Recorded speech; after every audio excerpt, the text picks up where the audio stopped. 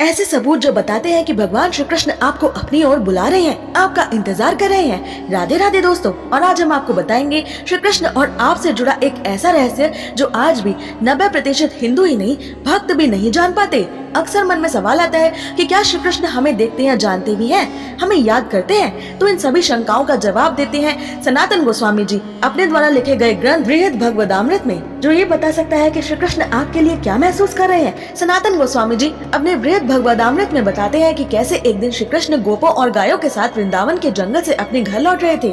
रास्ते में एक आत्मा जिसने अभी अभी आध्यात्मिक पूर्णता प्राप्त की है, यानी मानव जन्म सफल करके श्री कृष्ण को पा लिया है, वो वृंदावन के रास्ते में एक सुंदर छोटे चरवाहे लड़के के रूप में प्रकट हुआ।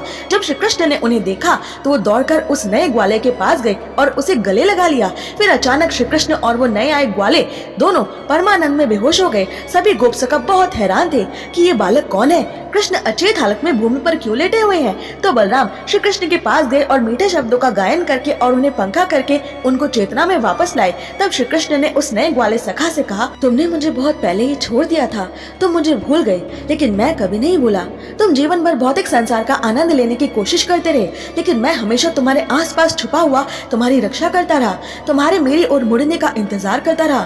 तुमने खुशियाँ, सफलता, नाकामी, बर्बादी, बीमारी और टूटे हुए दिल असंख्य जन्मों में झेले। कभी कभी तुमने धन, समृद्धि, उच्च शिक्षा का आनंद भी लिया, पर आखिरकार सब छीन लिया गया।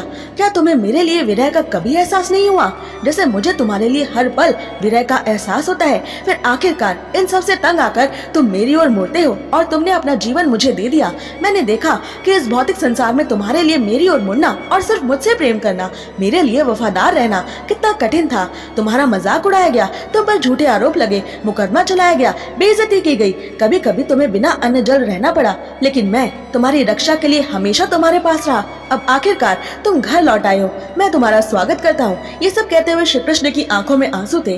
तब श्री कृष्ण उस चरवाहे लड़के को अपने घर ले गए और उसके साथ प्रसाद बांटा। दोस्तों, ऐसा सिर्फ श्री कृष्ण को पाने वाली उस एक आत्मा के साथ नहीं, सभी आत्माओं के साथ होता है जो श्री कृष्ण तक पहुँच जाती है। श्री कृष्ण अंदर और बाहर से पूरी तरह संतुष्ट है, उन्हें किसी चीज या इंसान की जरूरत नहीं है, पर वो सर्वश्रेष्ठ प्रेमी भी है। और प्रेम की पूर्णता यही है कि वो अपने ही अंशों, अपने ही प्रेमियों को उन्हें ही भूल जाने के कारण हो रहे दुखों में फंसे हुए नहीं देख सकते। हम गोविंद के लिए हैं और गोविंद हमारे लिए, चाहे हम अपने आप को कितना भी छोटा और महत्वहीन क्यों ना समझे। ये सच नहीं बदल सकता कि श्री कृष्ण भी हमसे अलग होने का अनुभव कर रहे हैं, पर यदि ऐसा है तो वो हमें बुला क्यों नहीं लेते? तो ऐसा इसलिए क्योंकि श्री कृष्ण बस हमारी स्वतंत्र इच्छा में दखल नहीं करेंगे, क्योंकि प्रेम इच्छा से होता है, जबरदस्ती नहीं। सच्चा प्रेमी अपना प्रेम अपने प्रेमी पर थोपता नहीं। जब तक हमारी खुद श्री कृष्ण से प्रेम करने की इच्छा नहीं होगी, श्री कृष्ण भी कुछ नहीं कर सकते। इसलिए यदि आज आप श्री कृष्ण की पूजा भक्ति में हैं, तो याद रखें उनकी नजर आपके ऊपर है, उन्हें हर पल आपका इंतजार है। ऐसे ही और रोचक अनसुने तथ्य जानने के लिए सब्सक्राइब करें।